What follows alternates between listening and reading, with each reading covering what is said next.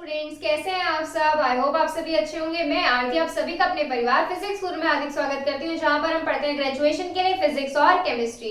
और आज की क्लास है बीएससी फर्स्ट ईयर केमिस्ट्री के लिए, जिसमें हम पढ़ रहे हैं हमारा न्यू सिलेबस। और आज हम इसमें पढ़ने वाले हैं चैप्टर टू हम इसमें स्टार्ट कर चुके हैं। और हमने लास्ट टाइम पर इसमें टॉपिक पढ़ा था मल्टीपल बॉन्डिंग, जिसमें हमने सिग्मा बॉन्ड और पाई बॉन्ड के बारे में पढ़ा था। और आज हम इसमें स्टार्ट करने वाले हैं हमारा नया टॉपिक। और टॉपिक क्या है आज का हमारा? आज पढ़ने वाले हैं हम VBT, valence bond theory. VBT या आप क्या बोल सकते हैं इसको, valence bond theory. Valence bond theory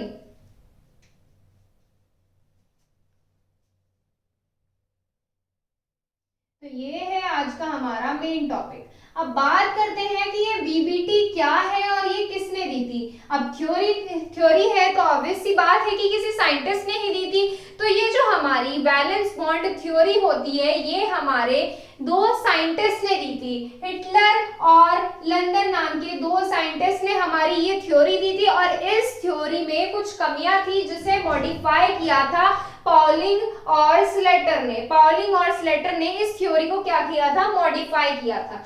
तो बेसिकली यहाँ पर क्या होता है, हिटलर और लंदन ने क्या देखा था कि जो हमारे एटम्स होते हैं, एटम्स में जो बॉन्डिंग होती है, क्या बॉन्डिंग होती है, हमारी जो कोवलेंट बॉन्डिंग होती है एटम्स के बीच में, जिसमें हमारे इलेक्ट्रॉन्स क्या करते हैं, शेयरिंग करते हैं, वो हमारी एक सुटेबल कंडीशन जस्टिफाई नहीं करती। हमारी कंडीशन क्या जस्टिफाई नहीं करती, वो सारी चीजें हम इसमें वीबीटी में पढ़ेंगे। तो हिटलर और लंदन ने हमारा जो एटम्स होता था, एटम्स के बीच में जो कोवलेंट बॉन्डिंग होती थी, उसके लिए सुटेबल कंडीशन दिखाने के लिए वीबीटी बताई थी। वीबीटी वैलेंस बॉन्ड थ्योरी के बारे में बताया था कि इस थ्योरी से हम एटम्स के बीच में बॉन्डिंग बता सकते हैं कि किस कंडीशन में हमारे एटम्स के बीच में प्रॉपरली कोवलेंट बॉन्डिंग हो पाएगी और किस कंडीशन में कोवलेंट बॉन्डिंग नहीं हो पाएगी। तो इसमें उन्होंने दो एटम लिए थे, एक हाइड्रोजन मॉलिक्यूल लिया, हाइड्रोजन मॉलिक्यूल लिया। अब मॉलिक्यूल किससे कंसिस्ट होकर बनता है, हमारा एटम से कंसिस्ट होकर बनता है। तो उन्होंने बेसिकली क्या कह सकते हैं आप, 2 हाइड्रोजन एटम्स लिए। क्या लिए? 2 हाइड्रोजन एटम्स लिए। और उन दोनों हाइड्रोजन एटम्स के बीच में हमारी क्या बताई, बॉन्डिंग बताई कि किस कंडीशन में इनके बीच में बॉन्डिंग हो सकती है और किस कंडीशन में इनके बीच में बॉन्डिंग हमारी नहीं हो पाएगी। तो उन्होंने सबसे पहले बताया कि हाइड्रोजन एटम। अब एक बात ध्यान से सुनिए, वो बात क्या है। अब एटम है तो ऑब्वियस सी बात है कॉन्फ़िगरेशन भी बताएंगे और ऑर्बिटल भी होगा। ऑर्बिटल है तो उसमें क्या होंगे, इलेक्ट्रॉन्स भी होंगे। इलेक्ट्रॉन्स हमारे कैसे होते हैं, इस तरीके से प्रेजेंट होते हैं। लेकिन अब उन्होंने क्या बताया, कंडीशन रख दी। यहाँ पर क्या कंडीशन रख दी उन्होंने, क्या बताया, किसने, हिटलर और लंदन ने ये बताया कि अगर हम 2 हाइड्रोजन एटम सेम स्पिन के ले लेते हैं, अब ये तो इसके लिए स्पिन हो गया और दूसरे के लिए स्पिन ले लिया, इस तरीके से हो गया। हाइड्रोजन 1s1 ही तो होता है। अगर उन्होंने 2 हाइड्रोजन एटम कैसे ले लिए, सेम स्पिन के ले लिए, सेम स्पिन के लिए उन्होंने अगर हाइड्रोजन एटम ले लिए तो उसमें क्या होगा, जब सेम स्पिन के हम हाइड्रोजन एटम को एक साथ लेकर आएंगे, क्लोज लेकर आएंगे, तो उसमें क्या होगा, उनके बीच पोटेंशियल एनर्जी इंक्रीज हो जाएगी। अब ये पोटेंशियल एनर्जी क्या आती है, अब यहां से एक और नई बात निकल कर आ गई, पोटेंशियल एनर्जी। पोटेंशियल एनर्जी क्या होती है, इसका भी हम डिस्कस आगे करेंगे। फिलहाल बस इसे याद रखिए कि पोटेंशियल एनर्जी क्या हो जाती है, पोटेंशियल एनर्जी इंक्रीज हो जाती है। पोटेंशियल एनर्जी क्या होती है ये भी हम डिस्कस करेंगे। फिलहाल इलेक्ट्रॉन्स पर आ जाते हैं। देखो क्या हुआ, सेम स्पिन के इलेक्ट्रॉन्स एक दूसरे के क्लोज लेकर आए। जब आप सेम स्पिन के इलेक्ट्रॉन एक दूसरे के क्लोज लेकर आओगे तो उसमें क्या होगी, हमारी पोटेंशियल एनर्जी इंक्रीज हो जाएगी। पोटेंशियल एनर्जी इंक्रीज हो जाएगी तो इसका मतलब क्या हुआ, हमारा इलेक्ट्रॉन जो होगा अनस्टेबल कंडीशन रिप्रेजेंट करेगा। एटम क्या करेगा, हमारी अनस्टेबल कंडीशन रिप्रेजेंट करेगा। अगर सिमिलर स्पिन के इलेक्ट्रॉन होते हैं तो ये अनस्टेबल कंडीशन हो जाती है।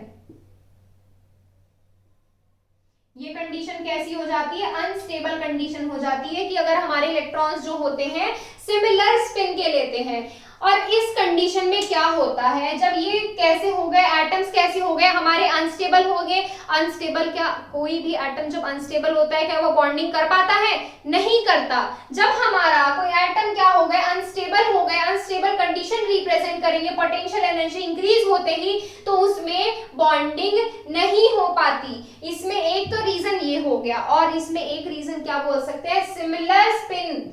सिमिलर स्पिन के इलेक्ट्रॉन्स क्या करते हैं, एक दूसरे को रिपेल करते हैं। क्या करते हैं? रिपेल करते हैं सिमिलर स्पिन वाले। और इसमें क्या होगा, इलेक्ट्रॉन्स के बीच में रिपल्सन फोर्स भी क्रिएट होगा। जब रिपल्सन फोर्स सेम स्पिन वालों में क्रिएट होगा तो वो बॉन्डिंग वैसे भी नहीं कर पाएंगे। तो एक चीज क्लियर हो गई, यहां से एक एक पॉइंट क्लियर करके चलेंगे। पहले क्या है देखिए, कौन थे साइंटिस्ट, हिटलर और लंदन। हिटलर और लंदन ने क्या लिया, हाइड्रोजन मॉलिक्यूल लिया। इन्होंने क्या लिए, हाइड्रोजन मॉलिक्यूल्स लिए, जिसमें दो हाइड्रोजन के एटम अगर हमने कैसे ले लिए, सेम स्पिन के, एक दूसरे के क्लोज लाके रखेंगे, सिमिलर स्पिन। ध्यान रखना, स्पिन कैसा होगा, सिमिलर होगा। सिमिलर स्पिन के इलेक्ट्रॉन्स को एक दूसरे के क्लोज लेकर आएंगे तो उसमें पोटेंशियल एनर्जी इंक्रीज हो जाएगी, पोटेंशियल एनर्जी बढ़ जाएगी। एक जैसे स्पिन, स्पिन क्या होता है, घूर्णन होता है। अगर एक जैसे घूर्णन वाले इलेक्ट्रॉन्स को एक दूसरे के क्लोज लाकर रखेंगे तो क्या होगा, पोटेंशियल एनर्जी इंक्रीज हो जाएगी। पोटेंशियल एनर्जी इंक्रीज होने का मतलब है ये बॉन्डिंग के लिए सुटेबल कंडीशन नहीं होगी। स्टेबल, अनस्टेबल कंडीशन रिप्रेजेंट करेगा। कंडीशन कैसी हो जाएगी, अनस्टेबल। जब हमारी ये कंडीशन कैसी हो जाएगी, अनस्टेबल है। अनस्टेबल कंडीशन, क्या अनस्टेबल में बॉन्ड बनता है? नहीं बनता, अनस्टेबल में बॉन्ड नहीं बनेगा। और दूसरा क्या हो जाता है, सिमिलर स्पिन के इलेक्ट्रॉन्स एक दूसरे को क्या करते हैं, रिपेल करते हैं। एक दूसरे को क्या करते हैं, रिपेल करते हैं। इतनी बात क्लियर हो गई, सिमिलर स्पिन के लिए क्लियर हो गई। अब हम क्या करते हैं, अब हिटलर और लंदन ने क्या किया, अलग अलग स्पिन के इलेक्ट्रॉन लिए। एक स्पिन कैसा रोटेट कर रहा है हमारा, क्लॉकवाइज डायरेक्शन में, और एक स्पिन कैसा है हमारा, एंटी क्लॉकवाइज डायरेक्शन में। तो देखिए अब क्या हुआ, उन्होंने दूसरी कंडीशन रख ली। स्पिन कैसे ले लिए, डिफरेंट डिफरेंट ले लिए। ये एक ही ऑर्बिटल में बना लीजिए आप इस तरीके से। स्पिन कैसे ले लिए, हमारे अलग स्पिन ले लिए। अलग स्पिन मतलब एक क्लॉकवाइज डायरेक्शन में और एक हमारा एंटी क्लॉकवाइज डायरेक्शन में। ये क्लॉकवाइज होती है और ये डायरेक्शन कैसी होती है हमारी, एंटी क्लॉकवाइज होती है। तब अब देखिए यहां पर क्या होगा, सोचने वाली तो बात ही नहीं है इसमें। अपोजिट स्पिन वाले हैं, अपोजिट स्पिन वाले हैं तो एक दूसरे को क्या करेंगे, अट्रैक्ट करेंगे। जब किसने, हिटलर और लंदन ने क्या किया, सिमिलर स्पिन, अपोजिट स्पिन के इलेक्ट्रॉन्स को एक साथ रखा, अपोजिट स्पिन के इलेक्ट्रॉन्स को एक साथ रखा और उनको क्लोज लेकर आए। अपोजिट स्पिन के इलेक्ट्रॉन्स को क्या लेकर आए, क्लोज लेकर आए। तब उसमें अट्रैक्शन फोर्स इंक्रीज हो गया। अट्रैक्शन फोर्स इंक्रीज हो गया, अट्रैक्शन फोर्स इंक्रीज हो गया तो पोटेंशियल एनर्जी क्या होगी, पोटेंशियल एनर्जी डिक्रीज हो जाएगी। पोटेंशियल एनर्जी क्या होगी, डिक्रीज हो जाएगी। पोटेंशियल एनर्जी डिक्रीज हो जाएगी तो वो कंडीशन कैसी हो जाएगी, वो कंडीशन हो जाएगी हमारी स्टेबल। कंडीशन कैसी हो जाएगी, स्टेबल। जब हमारी कंडीशन स्टेबल हो जाएगी तो यहाँ पर क्या होगा, यहाँ पर हमारा बिहेवियर कैसा होगा, ये एक दूसरे के लिए बिहेवियर कैसा होगा, मतलब यहाँ पर बॉन्डिंग कैसी हो जाएगी, यहाँ पर बॉन्डिंग सेम हो जाएगी। अब यहाँ पर ये तो बात आ गई, क्या बात आ गई कि अट्रैक्शन फोर्स इंक्रीज हुआ। देखिए अट्रैक्शन फोर्स इंक्रीज हुआ तो इसमें पोटेंशियल एनर्जी क्या हो गई, डिक्रीज हो गई। पोटेंशियल एनर्जी क्या हो गई, डिक्रीज हो गई। जब पोटेंशियल एनर्जी डिक्रीज हो गई, अब उन्होंने क्या किया, हिटलर और लंदन ने क्या किया, इनके इलेक्ट्रॉन्स को और क्लोज लाके रखा और एक पॉइंट ऐसा हो जाएगा जहां पर पोटेंशियल एनर्जी की वैल्यू क्या हो जाएगी, मिनिमम हो जाएगी। पोटेंशियल एनर्जी की वैल्यू क्या हो जाएगी, मिनिमम हो जाएगी। पोटेंशियल एनर्जी क्या हो रही है इसकी, पोटेंशियल एनर्जी इसकी मिनिमम हो रही है। पोटेंशियल एनर्जी क्या है, पोटेंशियल एनर्जी ये है, जैसे मान लीजिए यहाँ पर कोई ऑब्जेक्ट ए है या कोई भी चीज मान लिए ए और यहाँ पर क्या हो गया, ये बी हो गया। अब ऑब्जेक्ट बी की वजह से, ऑब्जेक्ट बी में जैसे कोई चेंज आ रहा है, इसमें कोई किसी दूसरे ऑब्जेक्ट में कोई भी चेंज किसी भी टाइप का हो, चार्ज का हो, उसका पोजीशन का हो, उसकी वजह से जो ऑब्जेक्ट ए में एनर्जी होती है, ऑब्जेक्ट ए में जो एनर्जी क्रिएट होती है उसको हम क्या बोलते हैं, पोटेंशियल एनर्जी। किसी दूसरे ऑब्जेक्ट में कुछ चेंज की वजह से उसके, जैसे हमारा किसी भी ऑब्जेक्ट में कोई भी वस्तु है उसके सापेक्ष, दूसरी वस्तु के सापेक्ष में कोई चेंज आ रहा है, कोई बदलाव आ रहा है किसमें, चाहे वो एनर्जी में हो, पोजीशन में हो, पोजीशन या चार्ज में कोई चेंज आ रहा है, तो उससे जो एनर्जी आती है, जितनी एनर्जी होती है, तो वो होती है हमारी पोटेंशियल एनर्जी। उसको क्या बोलते हैं, पोटेंशियल एनर्जी। अब यहाँ पर देखिए हमने क्या किया, इलेक्ट्रॉन्स को क्लोज लेकर आए, इलेक्ट्रॉन्स को क्लोज लेकर आए तो उसमें क्या हुआ, इलेक्ट्रॉन को क्लोज लेकर आए तो पोटेंशियल एनर्जी क्या हुई, डिक्रीज हो गई। पोटेंशियल एनर्जी डिक्रीज हो गई तो कंडीशन कैसी हो गई, स्टेबल हो गई। अब हिटलर और लंदन ने इन इलेक्ट्रॉन्स को, अपोजिट स्पिन वाले इलेक्ट्रॉन्स को और क्लोज लाकर रखा, तो एक पॉइंट पर एक डिस्टेंस ऐसा हो जाएगा, मान लीजिए ये यहाँ पर रखे हैं, ये इस तरीके से इनके बीच में r डिस्टेंस है, क्या है, r डिस्टेंस है, ये l नहीं है, ये स्पिन है, या इनके बीच में क्या है, r डिस्टेंस है, और उस डिस्टेंस पर पोटेंशियल एनर्जी क्या हो रही है, डिक्रीज हो रही है। लेकिन उन्होंने क्या किया, इस डिस्टेंस को ओवर डिक्रीज कर दिया, क्या कर दिया, और क्लोज लाकर रख दिया, तो यहाँ पर क्या होगी, r डैश। और जिस डिस्टेंस पर, एक डिस्टेंस पर हमारा क्या होगा, पोटेंशियल एनर्जी की वैल्यू मिनिमम आ जाएगी, पोटेंशियल एनर्जी की वैल्यू कितनी आ जाएगी, मिनिमम आ जाएगी। और यहाँ पर जो हमारे दोनों इलेक्ट्रॉन्स होंगे जिस पर पोटेंशियल एनर्जी की वैल्यू मिनिमम आ जाएगी, तब ये दोनों इलेक्ट्रॉन एक जैसा बिहेवियर रिप्रेजेंट करेंगे। अब एक जैसा बिहेवियर किस तरीके से रिप्रेजेंट करेंगे, ये जो इलेक्ट्रॉन्स होंगे ये कुछ एक इतने मिल जाएंगे आपस में कि इनको हम डिफरेंशिएट नहीं कर सकते, इनमें डिफरेंशिएट नहीं कर सकते, दोनों इलेक्ट्रॉन को एक जैसा बिहेवियर ये दिखाने लगेंगे। अब क्या होता है, ये इलेक्ट्रॉन क्या होंगे, ये कंडीशन बिल्कुल परफेक्ट है कोवेलेंट बॉन्ड के लिए। और अब ये इलेक्ट्रॉन्स क्या करते हैं, ये इलेक्ट्रॉन्स मिलकर कोवेलेंट बॉन्ड बनाते हैं, क्या करते हैं, ये दोनों इलेक्ट्रॉन्स इक्वली शेयरिंग करके कोवेलेंट बॉन्ड बनाते हैं, और यहां से बन जाता है हमारा कोवेलेंट बॉन्ड। अब एक बात और देखिए, ये जो हमारा डिस्टेंस होता है, जिस डिस्टेंस पर हमारा कोवेलेंट बॉन्ड क्रिएट हो रहा है, जिस डिस्टेंस पर आकर हमारा कोवेलेंट बॉन्ड बन जाता है, ये वाला जो डिस्टेंस होता है, ये डिस्टेंस हमारा कहलाता है क्रिटिकल इंटर न्यूक्लियर डिस्टेंस। ये डिस्टेंस क्या कहलाता है हमारा, critical inter nuclear distance, inter nuclear distance, inter nuclear distance. ये डिस्टेंस हमारा क्या कहलाता है, इंटर न्यूक्लियर डिस्टेंस, या आप इसको क्या बोल सकते हैं, बॉन्ड लेंथ। क्या बोल सकते हैं, यहाँ पर बॉन्ड ही तो बन जाएगा फिर एटम्स के बीच में, यहाँ पर एटम्स के बीच में क्या बन जाएगा, बॉन्ड ही तो बन जाएगा, तो या फिर आप इसको क्या बोल सकते हैं, बॉन्ड लेंथ, बॉन्ड लेंथ। ये चीज क्लियर हो गई, दो चीजें हो गई, दो चीज पढ़ी हमने यहाँ से कि अगर हमने सिमिलर स्पिन लेना है तो क्या होगा, सिमिलर स्पिन लेंगे तो इलेक्ट्रॉन्स के बीच में रिपल्सन फोर्स क्रिएट होगा और पोटेंशियल एनर्जी हमारी क्या होगी, इंक्रीज होगी, जो सुटेबल कंडीशन नहीं है बॉन्ड फॉर्मेशन के लिए। सेकंड चीज हमने क्या देखी, सेकंड हमने ये देखी कि अगर इलेक्ट्रॉन्स हम सिमिलर स्पिन के ले लेते हैं, इलेक्ट्रॉन दोनों एटम के इलेक्ट्रॉन कैसे ले लेते हैं, अपोजिट, सिमिलर नहीं सॉरी अपोजिट स्पिन के ले लेते हैं। अपोजिट स्पिन के लेंगे तो उसमें क्या होगा, अट्रैक्शन फोर्स क्रिएट होगा, अट्रैक्शन फोर्स जब बनेगा तो उसमें पोटेंशियल एनर्जी क्या होगी, डिक्रीज होगी, और एक सर्टेन डिस्टेंस पर आने के बाद पोटेंशियल एनर्जी की वैल्यू क्या हो जाएगी, मिनिमम हो जाएगी, और उसमें कोवेलेंट बॉन्ड बनेगा, और उसमें बॉन्डिंग कैसी होगी, कोवेलेंट बॉन्ड बन जाएगा वहां से। और जिस डिस्टेंस पर हमारी बॉन्डिंग होती है उस डिस्टेंस को हम क्या बोलते हैं, critical inter nuclear distance, critical inter nuclear distance, या फिर हमारी बॉन्ड लेंथ। तो ये चीज क्लियर है।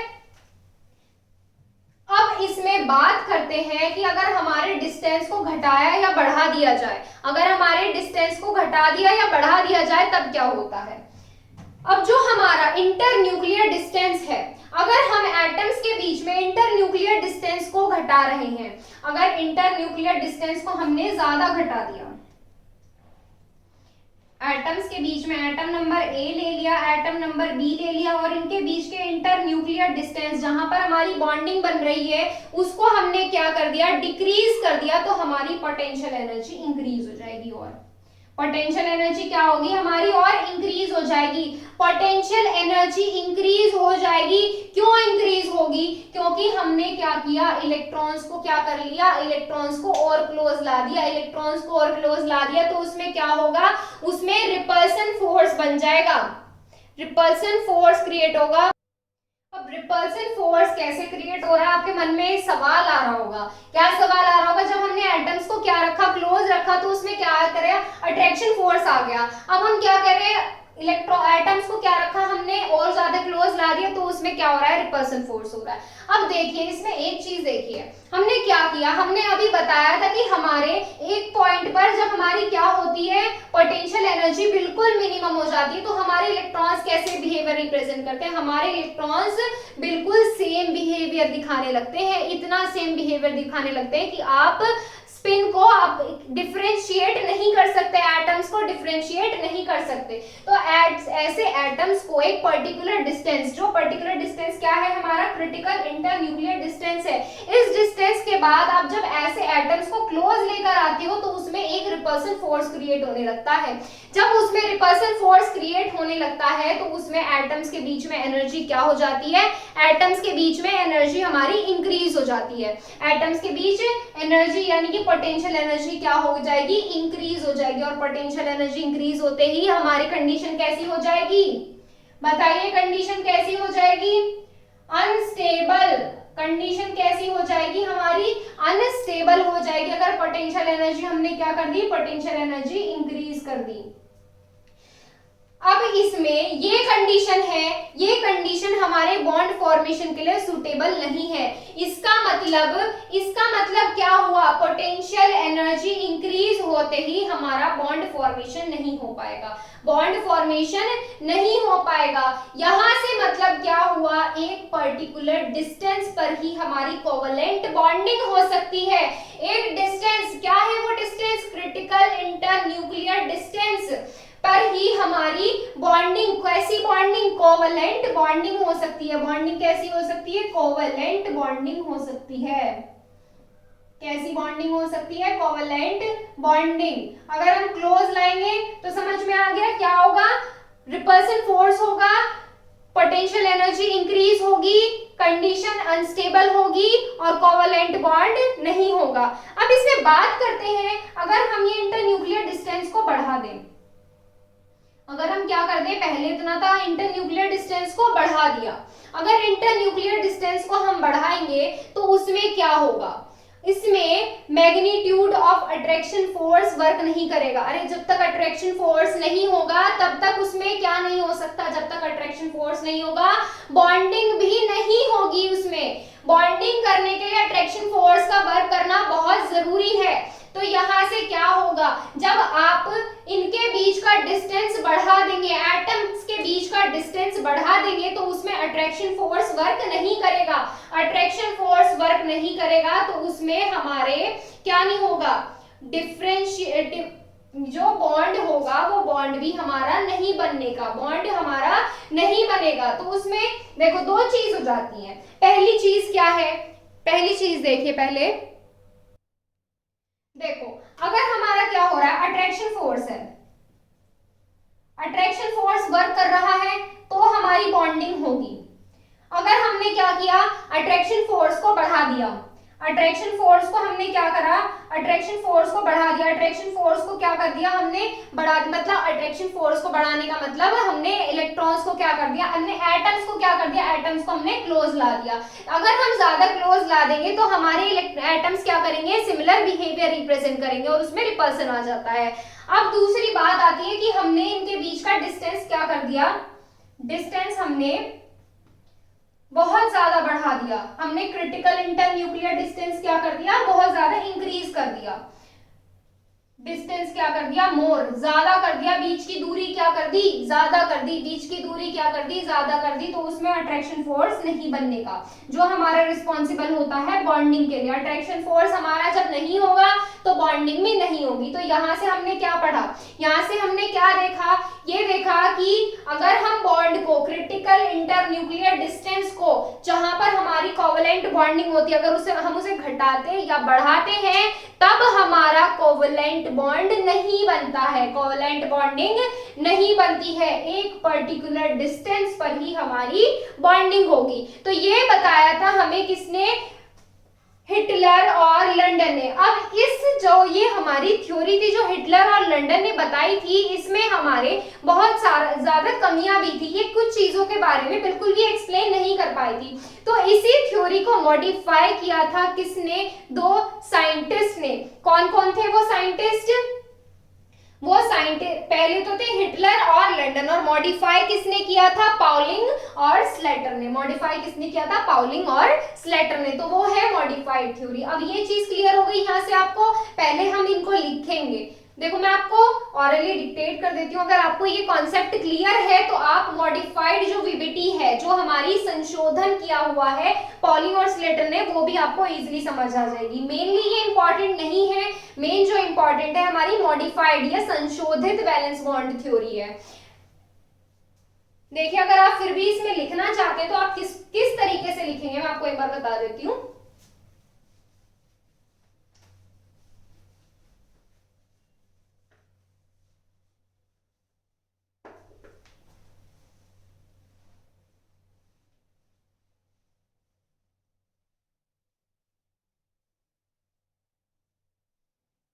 इसमें भी अभी काफी सारे पॉइंट्स रह रहे हैं, जो हमारी ये हिटलर और लंदन की ये थ्योरी है, इसमें भी काफी सारे पॉइंट्स रह रहे हैं, तो हम थोड़े से जल्दी करेंगे, ठीक है। देखो इसमें अगर आप थ्योरी लिखेंगे तो किस तरीके से लिखेंगे, इसमें इस तरीके से आएगा, according to Lewis concept. Lewis का कॉन्सेप्ट ही तो था ये हमारा कि कोवेलेंट बॉन्डिंग होती है म्यूचुअल शेयरिंग से, इलेक्ट्रॉन की, इलेक्ट्रॉन्स की इक्वली शेयरिंग से हमारी क्या होती है, कोवेलेंट बॉन्डिंग होती है। अगर आप इसमें लिखेंगे तो कैसे लिखेंगे, according to Lewis concept a covalent bond will form by the mutual sharing of electron between atom but it can not justify the suitable condition. Lewis concept के अनुसार जो हमारे कोवेलेंट बॉन्डिंग होती है एटम्स के बीच में, वो हमारी म्यूचुअल शेयरिंग से होती है, बराबर शेयरिंग से होती है इलेक्ट्रॉन्स की, बट ये सुटेबल कंडीशन रिप्रेजेंट नहीं कर पाती, सुटेबल कंडीशन नहीं दिखा पाती है। किसके लिए, बॉन्ड फॉर्मेशन के लिए, बॉन्ड के निर्माण के लिए। तो 1927 में, इन 1927 Hitler and London, Hitler and London, Hitler and London gave the concept of valence bond theory. Hitler और लंदन ने किसमें, 1927 में ये कॉन्सेप्ट दिया था वीबीटी का, 1927 में कॉन्सेप्ट दिया था वीबीटी का, for the explanation of formation of bond, formation of bond, एक बॉन्ड फॉर्मेशन को एक्सप्लेन करने के लिए, बॉन्ड फॉर्मेशन को एक्सप्लेन करने के लिए किसने, हिटलर और लंदन ने 1927 में कॉन्सेप्ट दिया था। They explain the formation, they explain the bond formation, they explain the formation of hydrogen molecule, they explain the formation of hydrogen molecule, hydrogen molecule लिया था उन्होंने, hydrogen molecule लेके explain किया था। they explain the formation of hydrogen molecule, they explain the formation of hydrogen molecule, they explain the formation of hydrogen molecule। और इसमें आगे आएगा, क्या आएगा इसमें, देखिए पहले, by the interaction of hydrogen atom, hydrogen molecule लिया था, हाइड्रोजन मॉलिक्यूल भी बताया था क्या होता है, H2 होता है, by the interaction of hydrogen atoms, और उसमें क्या होते हैं, हाइड्रोजन एटम्स थे, H by the interaction of hydrogen atom। अब उसमें कंडीशन बताएंगे, when two hydrogen atoms, when two hydrogen atoms, when two hydrogen atoms of same spin of electron, अगर इलेक्ट्रॉन का स्पिन कैसा हो जाता है हमारा, सेम हो जाता है, when two hydrogen atom of same spin of electron are brought towards each other, each एक दूसरे के क्लोज आते हैं, देन इट विल, देन उसमें क्या होगा, पोटेंशियल एनर्जी इंक्रीज हो जाती है, पोटेंशियल एनर्जी इंक्रीज हो जाती है इसमें, then it will increase the potential energy. This is not suitable condition for bond formation, this is not suitable condition for bond formation. फिर इसमें दूसरी बात क्या आती है, दूसरी बात आती है इसमें, अगर हम स्पिन कैसा ले, सेम स्पिन ले ले, सेम स्पिन, व्हेन, इसमें आगे लिखा जाएगा when two hydrogen atom of, कैसे स्पिन होंगे, सेम स्पिन की तो बात कर चुके हैं, अब कैसे स्पिन होंगे, अपोजिट स्पिन, सेम स्पिन की बात कर चुके हैं, अपोजिट स्पिन की बात करते हैं, when two hydrogen atoms of opposite spin will move towards each other, then the potential energy will decrease, then the potential energy will decrease at a certain distance, और एक डिस्टेंस पर क्या होता है कि पोटेंशियल एनर्जी बिल्कुल minimum हो जाती है, at a certain distance potential energy will minimum. Now both electrons behave, now both electrons have same behavior, इस तरीके से लिखिए, both electrons have same behavior, इस same behavior होगा तो they cannot be differentiated, जब behavior एक दूसरे के बिल्कुल same हो जाएगा तो उन्हें हम differentiate नहीं कर सकते, they cannot be differentiated. These electrons will associate with both atoms equally, दोनों एटम्स के साथ क्या करेंगे, इक्वली जाते हैं इलेक्ट्रॉन्स, क्या होंगे, दोनों एटम्स के साथ इक्वली जाएंगे और कोवेलेंट बॉन्ड बनाएंगे. These electrons will associate with both atoms equally and form covalent bonding, it means that इसका मतलब क्या होता है, it is a suitable distance for the sharing of electron, it means that it is a suitable distance for the sharing of electrons और formation of covalent bond, इस तरीके से लिख सकते हैं आप, distance, it means that it is a suitable distance for the sharing of electrons or the formation of covalent bond. अब लिखेंगे ये distance क्या कहलाता है, such distance was named as critical internuclear distance, or it is considered as bond length. अब बताएंगे कि अगर हमारे क्रिटिकल इंटरन्यूक्लियर डिस्टेंस में बॉन्ड लेंथ कैसे, क्रिटिकल इंटरन्यूक्लियर डिस्टेंस अगर कम ज्यादा हो जाता है तो कंडीशन भी हमारी सुटेबल नहीं होती है. On further decreasing the distance between atoms, the potential energy will increase. And it is not a suitable condition for bond formation. अब इसमें आगे आएगा दूसरी बात क्या आएगी कि अगर हम पहले क्या किया, डिस्टेंस हमने क्या किया, डिक्रीज कर दिया, अब डिस्टेंस क्या कर देंगे, इंक्रीज कर देंगे. If we increase the distance between atoms, then the attraction force will not work between atoms. Then attraction, यह इस तरीके से लिखा जाएगा, the attraction force is not sufficient for bond formation. तो यहाँ से हमारा क्या कंक्लूजन आ गया, अगर हम क्रिटिकल इंटरन्यूक्लियर डिस्टेंस में कोई चेंज लाते हैं तो वहां से बॉन्ड फॉर्मेशन नहीं बनता है. If the distance between atom is lower or more than critical internuclear distance, then it is the unstable condition for atom. Then it is unstable for atom या unstabilize the atom. तो यहाँ से ये चीज clear हो गई कि Hitler और लंदन ने हमें क्या बताया था. अब इसमें आगे बात करते हैं, एक और चीज है इसमें, क्या है वो देखिए. ये वीबीटी जो है पाउली के एक्सक्लूजन प्रिंसिपल को फॉलो करती है. पाउली का एक्सक्लूजन प्रिंसिपल हमने पढ़ रखा है. पाउली के एक्सक्लूजन प्रिंसिपल को फॉलो करती है और वो प्रिंसिपल क्या है कि अपोजिट स्पिन वाले इलेक्ट्रॉन्स क्या कर सकते हैं, एक ऑर्बिटल में रुक सकते हैं. तो ये क्या करती है, हमारे पाउली के एक्सक्लूजन प्रिंसिपल को फॉलो करती है, जिसमें two electrons with opposite spin can exist in orbital. और दूसरी बात क्या आ जाती है, दूसरी बात ये आती है कि हमारे ये ऑर्बिटल कॉन्सेप्ट के जो हमारा वीबीटी है, ये हमारा क्या है, वीबीटी है, ये हमारे ऑर्बिटल कॉन्सेप्ट को भी फॉलो करती है. अब ऑर्बिटल कॉन्सेप्ट क्या आ जाता है यहाँ पे हमारा, अब ऑर्बिटल ऑर्बिटल कॉन्सेप्ट क्या है? ऑर्बिटल कॉन्सेप्ट हमारा ये है कि जब हमारी कोवलेंट बॉन्डिंग होती थी तो ऑर्बिटल्स क्या करते थे? ओवरलैप करते थे। जब हमारे ऑर्बिटल्स क्या करते हैं? ओवरलैप। जब हमने कहा सिग्मा और पाई बॉन्ड भी पढ़ा था तो उसमें क्या कर रहे थे? ऑर्बिटल्स ओवरलैप कर रहे थे, और जहां पर ओवरलैपिंग पॉइंट आता था वहां पे हमारी इलेक्ट्रॉन डेंसिटी क्या होती थी?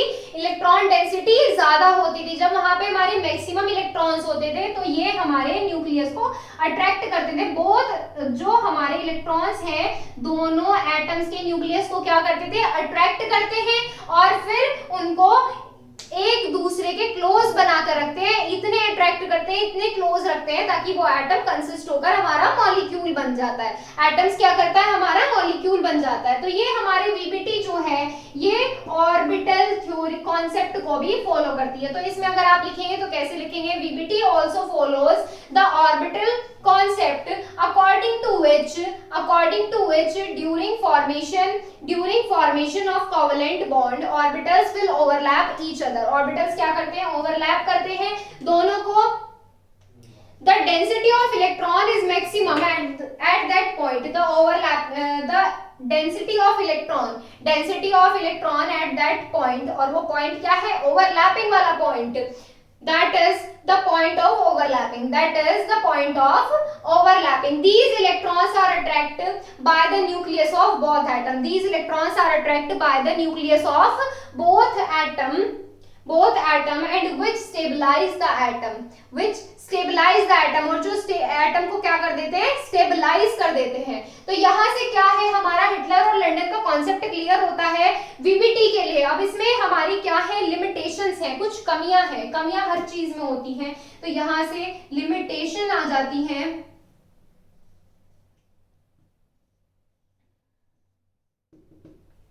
अब लिमिटेशन क्या है? ये हमारे कोऑर्डिनेट बॉन्ड के बारे में एक्सप्लेन नहीं कर पाती है। फर्स्ट लिमिटेशन है इसमें हमारी, it can not explain about the coordinate formation of coordinate bond. It can not explain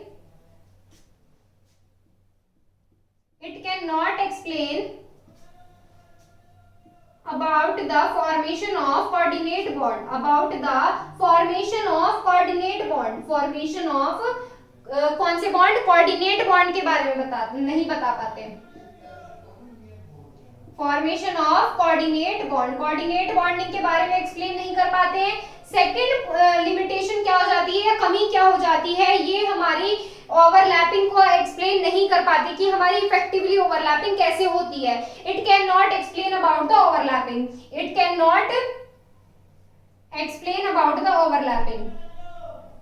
cannot explain about the overlapping।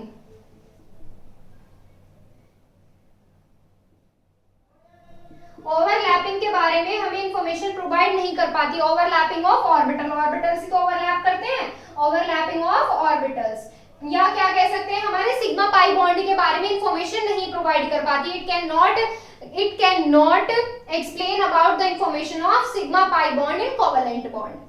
Third क्या हो जाती है? It can not explain about the formation of sigma pi bond। about the formation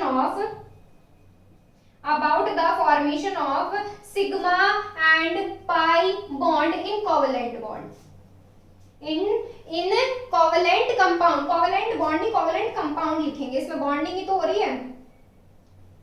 covalent compound, तो ये क्या हो जाती है? इसकी थर्ड लिमिटेशन। अब इसमें फोर्थ आ जाती है, it can not explain about the magnetic behaviour. Magnetic behaviour explain नहीं कर पाती है। Can not explain about the magnetic behaviour. Magnetic behaviour के बारे में एक्सप्लेन नहीं कर पाती कि पैरामैग्नेटिक है या डायामैग्नेटिक है। ये होता है इसका मैग्नेटिक बिहेवियर। और ये हमारी हाइब्रिडाइजेशन के बारे में एक्सप्लेन नहीं कर पाती है, हाइब्रिडाइजेशन और ज्योमेट्री के बारे में। तो यहां से क्या आ जाता है? हाइब्रिडाइजेशन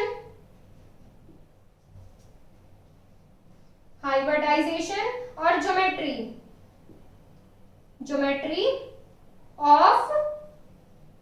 ऑफ किसकी ज्योमेट्री के बारे में एक्सप्लेन नहीं कर पाती? हमारी कोवलेंट कंपाउंड की ज्योमेट्री के बारे में एक्सप्लेन एक्सप्लेन नहीं कर पाती। तो यहां से हमारी क्या हो जाती है, यहां से हमारी हो जाती है हिटलर और लंदन की वीबीटी कोवेलेंट कंपाउंड। अब इसमें हम क्या पढ़ेंगे कल, इसमें हम पढ़ेंगे मॉडिफाइड थ्योरी, जो हमें किसने दी थी, पाउलिंग और स्लेटर ने दी थी। तो फिलहाल आप इसको कीजिए, यहाँ पर हमारा क्या हो जाता है, ये पुरानी वीबीटी हमारी खत्म हो जाती है लिमिटेशंस के साथ। नेक्स्ट टाइम पे स्टार्ट करेंगे हमारी मॉडिफाइड वीबीटी, संशोधित वैलेंस बॉन्ड थ्योरी। तो थैंक यू सो मच।